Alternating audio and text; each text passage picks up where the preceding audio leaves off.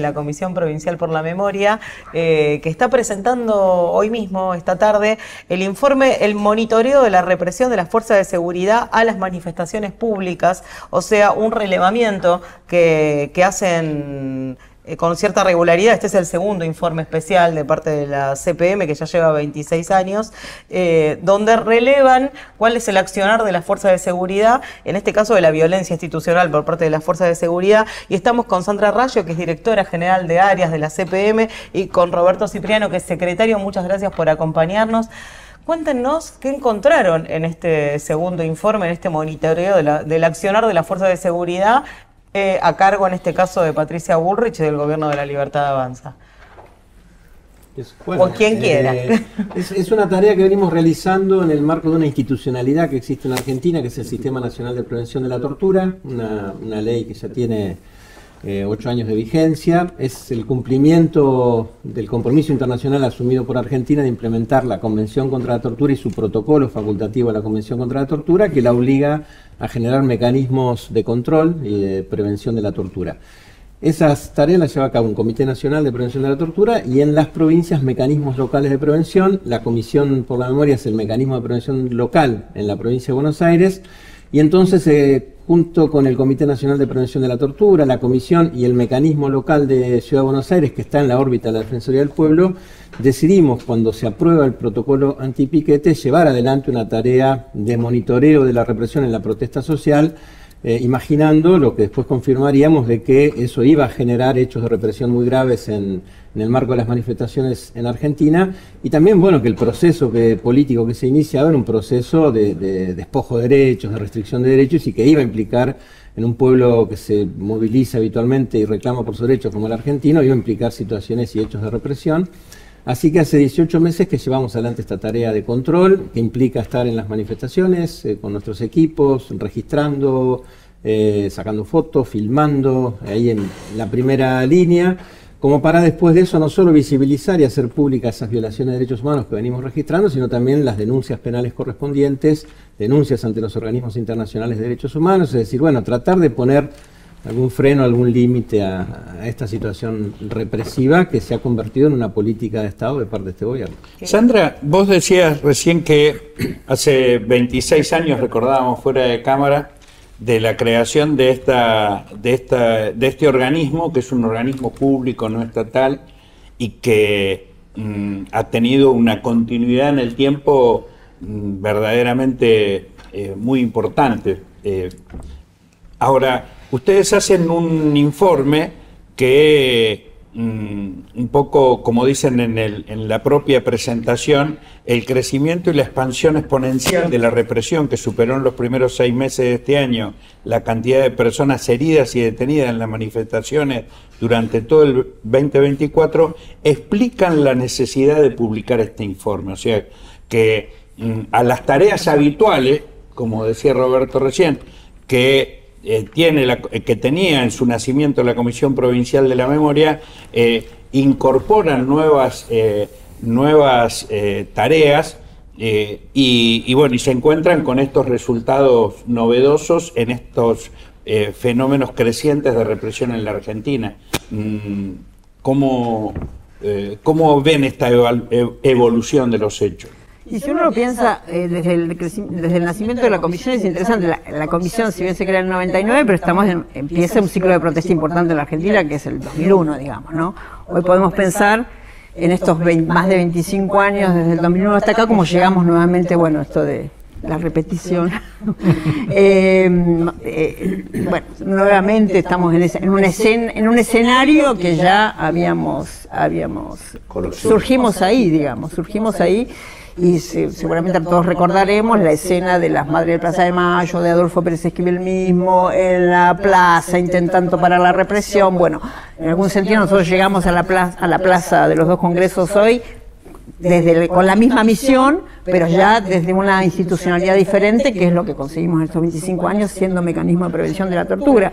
Pero sí lo que vemos este año es la aceleración de la represión y la consolidación de una política de Estado, que bueno, que no solo es una amenaza y una bravuconada de la ministra de Seguridad, sino que es una política de Estado, digamos, a la que se le ponen recursos, porque ahí no hay ajuste, en la política de seguridad no hay ajuste, deberíamos hacer los números, digamos, de cuánto se está gastando en cada una de las movilizaciones. Como decimos en el informe, en muchas de las movilizaciones las fuerzas uniformadas duplican o triplican la cantidad de manifestantes, digamos, ¿no?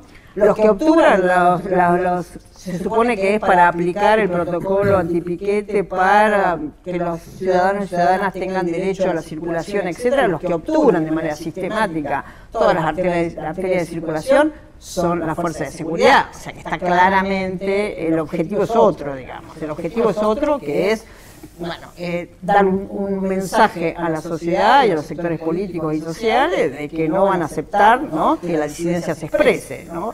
Y hay una administración de esa violencia. No en todas las movilizaciones y manifestaciones reprimen de la misma manera. O sea, veremos ahí que la del 8 de marzo no hubo represión, que la del 24 de marzo no hay represión. Es algo planificado, digamos, ¿no? Donde golpean, de qué manera golpean, la de los jubilados es una de los epicentros de la represión sistemática, digamos, sí, yo te iba a preguntar si eso ustedes evalúan que tiene que ver con la masividad de la movilización en la medida y evaluando eso desde la fuerza de seguridad deciden reprimir o no reprimir o reprimir de otra manera, o tiene que ver con un encarnizamiento con determinados colectivos, por ejemplo el de los jubilados. Ahí hay como dato, pareciera como una escena montada lo de los jubilados, ¿no? Porque la represión se dio en 12 de las 20 hechos y, según lo que vi, 1.206 heridos, ¿no? Y 130 detenidos solamente en los miércoles de los jubilados. Claro, son las dos cosas. Por un lado, las grandes movilizaciones no son reprimidas, pero también el componente de esas movilizaciones, ¿no? Si es la clase media la que se moviliza, si son sectores... En general no hay hecho de represión cuando se movilizan las organizaciones sociales, los sectores, ¿no?, el caso de los jubilados, digamos, sectores de mayor vulnerabilidad, bueno, ahí es donde se produce efectivamente esa violencia, digamos, ¿no? Hay un encarnizamiento especial en ese control de la calle, ¿no? Control que además, nos hicieron creer que era por garantizar la circulación, ¿no?, que lo mencionaba Sandra. Bueno, hoy reprimen en las veredas, reprimen en las plazas, se suben a las plazas y a las veredas para reprimir. Es decir, lo que están intentando es que no exista la manifestación, que no exista la protesta, atemorizar a la gente para que no vaya a movilizarse. Ese es el sentido de lo que están haciendo y bueno, en función de la radicalización de las medidas económicas, de la política y justamente nuestro pueblo seguir manifestándose, bueno, se incrementa de manera acelerada la represión, ¿no? Por eso esa decisión política de la institución de presentar este informe a 6 meses cuando habíamos hecho el anterior analizando un año y pensábamos hacer el segundo, cumplir el segundo año. Bueno, justamente la superación de todos los indicadores nos mostró que era necesario publicarlo ahora para llamar la atención sobre esto de lo que venimos hablando. ¿Ustedes ven que esta escalada represiva, volvemos a la compulsión, a la repetición, puede terminar sin hacer demasiada futurología, simplemente mirando el pasado, puede terminar como en el 2001? Y lo que pasó con Pablo Grillo fue como un aviso. Un aviso de las consecuencias. Obviamente, bueno, eso es algo que controlamos con mucha sensibilidad, es la presencia de personal uniformado con armas reglamentarias, con bala de plomo, etcétera, digamos, pero vimos como lo de Pablo Grillo, como también fue Fuente Alba en Neuquén, que un gas lacrimógeno se puede transformar en un arma letal, digamos, ¿no? Entonces, depende también de la proporcionalidad de esa violencia. Si lo que vemos que hay una violencia que es desproporcional, que es absolutamente irracional desde el punto de vista de las necesidades de que el Estado despliegue esa violencia. Entonces, en esa irracionalidad y en esa desproporcionalidad y en esa también actitud que nosotros vemos cómo fue evolucionando la presencia de la fuerza de seguridad en ese territorio, como control del territorio, y también el vínculo, cuando nosotros empezamos a ir a las manifestaciones, a monitorear, había a veces hasta posibilidad de diálogo con la fuerza de seguridad, los que estaban a cargo de los operativos, Y después, hoy es casi imposible, digamos. Con nosotros mismos hay una actitud agresiva, intolerante, y cuando uno mira cómo se está vinculando la policía con los manifestantes, ahí uno ve que ahí hay un contenido, ¿no?, de odio, de intolerancia, de violencia, las cosas que le dicen a los manifestantes, a los jubilados, digamos, que podrían ser sus abuelos, sus padres, y sin embargo ahí hay un contenido también ideológico, si se quiere, que expresan esas fuerzas de seguridad ahí en el territorio, ¿no? Un ensañamiento. Un ensañamiento, hay algo ahí, ¿no?, que todos siempre decimos cuando hablamos de la policía, que podés darle muchos cursos de derechos humanos, después una semana en la comisaría hicieron un curso intensivo de bueno, acá ha habido un curso intensivo de las fuerzas federales, digamos, donde también se presenta como un brazo armado de un proyecto político. Claro, está el presidente y la ministra de Seguridad permanentemente destilando odio y crueldad y alentando a comportarse en esa línea. Sí, quizás lo que por ahí es bueno ver es que estamos frente a una cuestión de carácter integral, ¿no? O sea, como que el componente represivo es parte de una estrategia que en términos represivos también se expresa en todos los terrenos. Porque en el fondo lo que hay acá es una estrategia de desarticulación de las organizaciones populares, y esto supone una política económica que pone en condiciones de supervivencia a buena parte de la comunidad para que en todo caso la capacidad de organizarse, disputar y pelear sea menor, la limitación permanente del acceso a las cuestiones elementales, alimentos, medicamentos, vivienda, etcétera, etcétera, el cambio en la política social para quitarle herramientas a los desarrollos organizativos de las experiencias de las organizaciones populares y la penalización, o sea, economía, política social, estrategia penal. En ese marco se inscribe la ofensiva represiva, digamos. Es todo un combo. Crueldad e impunidad. Claro, pero es todo un combo que va en la dirección de, yo creo, desarticular la capacidad que tuvo el pueblo argentino en el marco de la resistencia a lo que fue la herencia de la dictadura que vino condicionando permanentemente la democracia. El pueblo argentino, a través de su pelea, su desarrollo organizativo, su presencia institucional en diferentes gobiernos, logró cierto armado como para frenar cosas y poner límites. Y medio como que lo que hay, definidamente, es un intento de desarmar esos límites que el pueblo puso. Vamos a una pequeña pausa y retornamos con los invitados.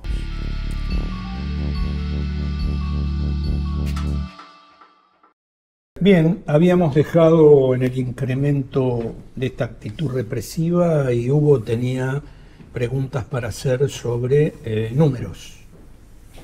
Sí, porque me parece que uno de los datos elocuentes de este informe tienen que ver con los datos duros de lo que no solamente viene siendo este año y medio, sino fundamentalmente cómo se aceleró en esta primera mitad del año, ¿no? Sí, incremento de las personas heridas, digamos, 1.216 personas fueron heridas durante todo el 2024 y subimos a 1.251 en 6 meses de este año. Y después la cantidad de detenciones arbitrarias. Más en mitad de año, claro, que lo que sucedió en todo el año pasado. Exactamente. Y después la cantidad de detenciones arbitrarias también, que pasaron de 93 en todo el año pasado a 130 en 6 meses, ¿no? Ese también es un indicador, y yo lo asocio con otro elemento importante a destacar, que es la degradación de lo republicano en nuestro país. Parezco cándido hablando de esto, pero hay una deserción del Poder Judicial en el control de ese avance punitivo del Estado. Esa es la misión del Poder Judicial. El Poder Judicial tendría que controlar cómo se comporta, cómo se desempeña el Poder Ejecutivo en este tipo de políticas. No lo está haciendo. Nosotros llevamos monitoreadas 100 movilizaciones en estos 18 meses, hemos hecho más de 40 denuncias penales, digamos, y lo que vemos es que las causas no avanzan, no se investigan, se proveen algunos oficios al Ministerio de Seguridad para que informe la nómina de la gente que participaron, al gobierno de la ciudad para que mande las cámaras, las filmaciones del lugar. Obviamente la diligencia en las mismas fuerzas denunciadas por los hechos de represión, con lo cual no hacen el diligenciamiento, tardan. Y los jueces realmente frente a eso, no actúan, no intervienen, con la excepción de algunos jueces que han sido denunciados por este gobierno, como la jueza Karina Andrade, que interviene en el hecho de represión más grande, que tuvo 670 personas heridas, que fue cuando... El del 12 de junio. 12 de junio, cuando también Pablo Grillo resulta, ¿no?, alcanzado por esa granada de gas lacrimógeno. Ahí la jueza inmediatamente ordena la libertad de las 114 personas que habían sido aprendidas, porque, bueno, esa aprehensión era claramente irregular. No se informaba ni el lugar de la aprehensión, ni por qué, ni las causas, ni las condiciones personales de los detenidos. Si detienen 114 personas, la jueza en un fallo muy duro dice que los libera inmediatamente, justamente por garantizar un derecho constitucional a la protesta, y que además la intervención de las fuerzas policiales dejaba mucho que desear porque estaba fuera de la ley, digamos, fuera de lo que tenían que hacer. Fue denunciada por el gobierno nacional, le pidieron el juicio político, ¿no? Lo mismo pasó con el juez Gallardo. El resto del Poder Judicial realmente lo que ha hecho es no meterse con estos temas, o meterse de manera muy limitada, bueno, justamente por esto, porque hay una presión muy fuerte también sobre jueces, fiscales, para que no investiguen estos hechos, ¿no? O sea que la integralidad involucra también el Poder Judicial. Sí, Sandra mencionaba antes del corte que había una suerte de cambio de época ideológico también, y que se notaba incluso en la forma en la que se relacionaban los jefes de los operativos con cualquier agente de algún organismo de derechos humanos que se quiera acercar a dialogar, etcétera. Y pensaba, hace la semana pasada, por ejemplo, Pablo Cabrera, que el presidente de La Libertad Avanza en Punta Indio, hizo declaraciones de reivindicación al terrorismo de Estado, donde la CPM incluso se constituye como denunciante por esta escalada. Si no hay, en este cambio ideológico también, una lógica casi propagandística por parte del gobierno de La Libertad Avanza de estos hechos represivos, si no los usa como una forma de bandera, de estos somos nosotros, de esta manera nos queremos vender, y evidentemente hay una parte de la población que lo celebra. ¿Cómo interpretan ustedes este cambio de época, esta forma distinta de manejarse de la fuerza de seguridad, que incluso cambia en su discurso y en su accionar personas, en su actitud? Sí, hoy creo que hablaba de una cierta puesta en escena de los miércoles. Creo que esa puesta en escena es una puesta en escena. Y una puesta en escena, más de lo que genera, de los heridos, etcétera, aparte se la transmite. Simbólica, digamos. Se la transmite. Están diciendo cosas, digamos. Están diciendo que el gobierno dice cosas cuando reprime los miércoles y de la manera que reprime. Bueno, primero esta cuestión de traspasar todos los límites, la posibilidad de traspasar todos los límites, de hacer lo que, bueno, un régimen democrático tiene, lo que hablaba Roberto de los republicanos, implica ciertos límites. Y creo que el traspasar límites, ¿no?, que es lo que vino prometiendo Milei en la campaña y que efectivamente hace, ¿no?, que no le importa la democracia, los derechos humanos aparecen como una cuestión ideológica, porque los derechos humanos son la base constitutiva del Estado de Derecho. O sea, no hay democracia, ni siquiera Estado nacional, si no lo puedes pensar en relación con los derechos. Entonces hay como un intento de desintegración de pilares básicos que son un obstáculo para el despliegue de una política económica y brutal, y que genera un montón de consecuencias que no las quieren pagar, digamos. O sea, para ellos es casi el efecto, el resultado de la naturaleza, como si fuera una especie de, bueno, estos son los efectos para hacer lo que hay que hacer, digamos, ¿no? Y me parece que por suerte aparecen esos límites. En el caso, por ejemplo, de Cabrera, y también pasó con Gorosito en Chacabuco, que era una concejal del PRO, ¿no?, que tuvo que renunciar, tuvo una probation, tuvo que incluso pedir disculpas y pagar una multa. Cabrera generó una reacción de la comunidad. O sea, intentan, porque lo dijeron en un programa de radio que tiene Libertad Avanza en Punta Indio, digamos, no lo dijeron. Bueno, fue además lo decían de manera reiterada, hasta que de repente se dijo, ¿no?, que la frase tremenda era que cuando abrías el baúl del Volkswagen verde olía a justicia. Y lo dijo varias veces en distintos programas, ¿no? Una broma, se reían, una escena así, ¿no?, donde vas corriendo los límites donde todo es posible, e incluso una militante de Libertad Avanza contraria a él dijo, sí, lo decía muchas veces en privado, y le decíamos, por favor, no digas esto en público. Interesante cómo funciona la moral. Contenete, o sea, no revises tu pensamiento, no lo digas en público. No lo digas en público. Pero algo de eso de no lo digas en público está dando Lo empiezan a decir en público. Y lo empiezan a decir en público, pero eso genera una reacción. Y genera una reacción en la comunidad, todos los sectores políticos, el PRO, el radicalismo, el PJ, la propios sectores de la Libertad Avanza dijeron, estas cosas no se pueden decir, digamos. Entonces me parece que algo de... Bueno, no siempre les va bien, pero intentan todo el tiempo. Tiran. Bien habilitado, tiran, ¿no? Para ver, porque lo piensan realmente. El tipo se piensa. Fueron a Olía visitar a los justicia. genocidas. A ver, ¿de qué estamos hablando? Bueno, entonces tampoco les fue tan bien en la cuestión de en el sentido Del rebote. Del rebote. Sí. Pero lo hacen. Van un paso más, y me parece que también está... hay un relato, a diferencia de por ahí de los neoliberales, el menemismo, incluso el macrismo. ¿No? Yo soy historiadora, digo, el pasado les interesaba, pero para otra operación. No para disputarla, sino para decir, bueno, listo, ya está, hemos vuelto a la página, ¿no? Sí, pongamos animalitos en los billetes. Claro, bajémosla, ¿no? Decir, logicemos el pasado, el pasado ya pasó. Estos tipos, ¿no? La famosa batalla cultural, generan otras disputas. Y evidentemente encontraron posibilidades de que eso tuviera cierta difusión y tuviera cierta aceptación. Los libros de Laje se han vendido mucho, los libros de Márquez se han vendido mucho, digamos. Laje no dice que olía justicia al Falcón Verde, lo que dice es que las víctimas no eran víctimas, que eran todos terroristas, que ponían bombas, son otras operaciones que hacen. Y básicamente la operación negacionista es poner en duda. Y los tipos esos ponen en duda todo. Ponen en duda si el derecho a la protesta es un derecho. Yo te diría Bueno, que de casi hecho, te diría que relévanos ni 5 de siquiera cada es 10. negacionismo. 5 de cada 10. ¿Cómo?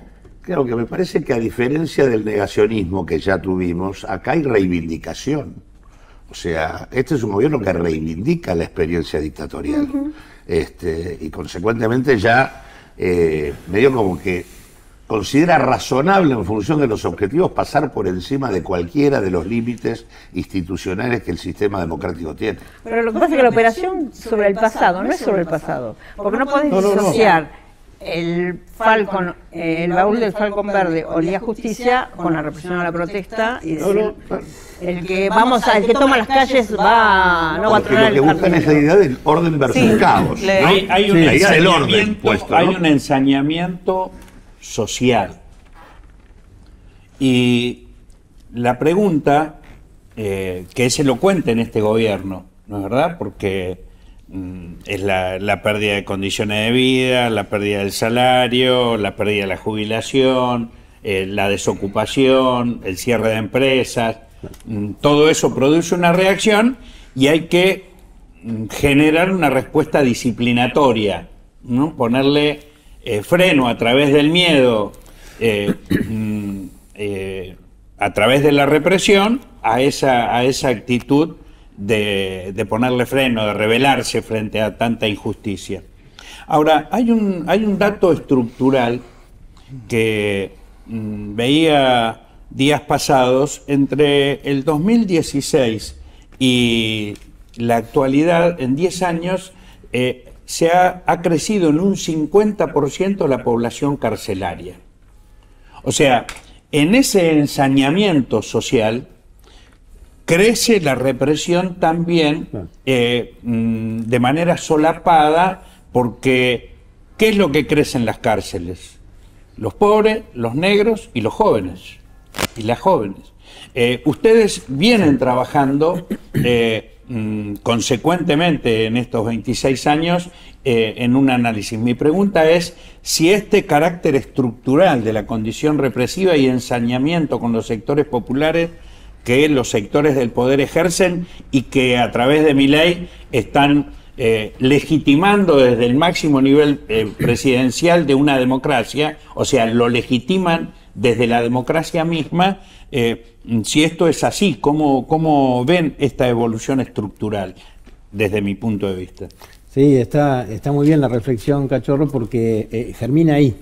Ahí germina esto que está pasando hoy, digamos, ¿no? Esta represión a la protesta, digamos, esta consideración de los sectores que marchan, germina ahí, porque el problema que tenemos con la política criminal, las políticas de seguridad, las políticas penitenciarias, de niñez, salud mental, en la provincia, pero me atrevo a decir en Argentina, nosotros monitoreamos la provincia, es la transversalidad, es decir, cómo se ha ido constituyendo a través del gobierno una política que nadie cuestiona, que nadie interpela, es decir, cómo tratamos a los pobres excluidos del sistema, los que quedaron afuera. Entonces no estamos pensando en fortalecer la mano abrazadora del Estado, las políticas de niñez, la política educativa, de salud en clave de personas profesionales, equipos que lleguen al territorio ante las situaciones de vulneración de derechos, sino que estamos pensando en fortalecer la mano armada del Estado. Entonces más policía, más patrulleros, saturamos el territorio de policía. Es decir, bueno, son decisiones políticas. Y esas decisiones políticas de hacer crecer una policía que tiene 120.000 agentes contra 90.000 que tienen toda la Fuerza Armada en Argentina, para controlar el territorio, no para prevenir el delito, sino para regularlo, para entramarse con el delito, para ser parte de esa corrupción estructural que vemos en la provincia de Buenos Aires claramente. Bueno, todo eso no es cuestionado por ninguno de los gobiernos que hace 25 años han pasado en la provincia de Buenos Aires, ninguno. Todos sostuvieron la misma política, nadie se quiere meter con la policía, nadie quiere transformar esa realidad, menos con las cárceles, nada. La propaganda que hace la policía de la provincia de Buenos Aires por radio, diciendo somos la fuerza más importante de la Argentina. Y es verdad. Lo son, claro. Es una cosa... No, bueno, pero también así convocan. Son los pactos con la política también, ¿no? Porque El último intento serio de eso fue Orlanian. Exactamente, Sí. exactamente. El tema es que hoy lo vemos exacerbadamente como una especie de radicalización de los procesos, pero no son procesos nuevos. No surgieron de, bueno, el famoso huevo de la serpiente, no surgieron de la nada y de repente miré, mirá, impensable. No, esto es un proceso, la legitimación de la violencia represiva y ilegal por parte del Estado es algo que, cuando nos dice el sentido común, a los negros de mierda hay que matarlo a todo, nosotros nos presentamos alguien lo dice, hace apología del delito, que está haciendo apología del delito, cualquier vecino o vecina que le diga a los negros de mierda hay que matarlo a todo, pero es una frase que no nos dedicamos a discutir demasiado, digamos. Entonces, bueno, si habilitamos la violencia represiva, ilegal y totalmente desproporcionada contra los que se quedaron afuera del sistema, bueno, hoy esa misma lógica Milei la aplica a los que le está dejando afuera del sistema, digamos. O sea, ¿cuál es la diferencia entre un jubilado que cobra 250.000 pesos a un pibe de barrio pobre que no puede ni siquiera, que sobrevive, digamos, ¿no? Bueno, son los dos las víctimas de un sistema absolutamente injusto y que al Estado no le responde con contención, sino le responde con represión, porque hay muchos mecanismos para responder a esas realidades. Lo que por ahí es bueno es, porque digo, nosotros venimos sosteniendo siempre, y está bien, el componente represivo para la implementación de un modelo económico. Y la verdad es que en realidad me parece que hay que entender es que la economía es parte de la estrategia represiva. El neoliberalismo es una estrategia de destrucción. No es, digamos, inducir un proceso prolongado de crisis en una sociedad en términos de deterioro permanente de sus condiciones de vida y de desarticulación de su estructura productiva, cuando son infinitas las posibilidades alternativas de hacer otra cosa. Mantener eso en el tiempo no es una cosa independiente de una estrategia de control y de disciplinamiento. En la economía está la represión. La economía, luego de la dictadura, ha sido el vehículo de transmisión del terrorismo de Estado al interior del proceso democrático. Y para terminar, pensaba en esto, digo, con este relevamiento, este recrudecimiento que ustedes ven en números de la represión, más de 1.200 heridos, 5 de cada 10 protestas reprimidas. ¿Hay en efecto un efecto de desaliento, de disciplinamiento, de control sobre la sociedad? ¿O las protestas se siguen dando en la misma medida? No. Ese es mi mensaje positivo. No, al contrario. Al contrario, las protestas siguen en la calle y se ven que se incrementa la cantidad de personas que van a las marchas. Por el contrario, el efecto de disuadir, de atemorizar, no estaría dando resultado. La gente sigue marchando. Nosotros hoy acá queremos destacar también el rol que han tenido muchos gremios, principalmente los trabajadores estatales, ATE, la CTA Autónoma, la CTA Los Argentinos. La verdad que la resistencia, la movilización, el compromiso de de determinados gremios y sectores del sindicalismo ha sido indispensable también para ponerle freno, para visibilizar, en un momento donde también se producen transformaciones legales muy importantes. Este gobierno está metiendo a las fuerzas intermedias de seguridad, como son la Prefectura, la Gendarmería y la Policía Aeroportuaria, en la represión, en tareas de seguridad interna que no tendrían que estar metidas. Están metiendo a las Fuerzas Armadas también, están vulnerando la ley de defensa nacional. En el norte de nuestro país, con el Plan Güemes y el Plan Roca, lo que están haciendo es meter a las Fuerzas Armadas en la represión también de la pobreza, ¿no? De los bagalleros que cruzan cosas en la frontera. Entonces, bueno, hay avances significativos, tuvimos 2 muertos, y el tema también de la inteligencia ilegal. Han modificado leyes y decretos fundamentales para la democracia, para que la inteligencia vuelva a ser parte de una política, ¿no?, represiva, donde, bueno, los famosos carpetazos, la persecución política a través de las acciones de inteligencia, todo eso tengámoslo en cuenta también, porque es muy grave lo que está pasando, y cómo los agentes de inteligencia tienen cada vez más poder, incluso ahora junto con la policía, que también puede hacer inteligencia por fuera de ese marco normativo que teníamos en Argentina, pueden incluso generar causas judiciales e investigar sin notificar a la justicia de eso que pasa. Pero estamos en un momento de transformación normativa también y de fortalecimiento de estos organismos que tienen que preocuparnos y tenemos que visibilizarlo porque pueden pasar cosas mucho más graves, ¿no? Bueno, creo que igual sigue habiendo, digo, es importante lo que decía Sandra respecto al tema de que el impacto que tuvo en la conciencia de la sociedad argentina el movimiento de derechos humanos como basamento del sistema institucional, eso no lo han podido remover todavía. Nos vamos. Gracias por venir, esperamos que no sea la última. Y esperemos que, como dice el tango, que la historia no vuelva a repetirse. Esperemos. Esperemos.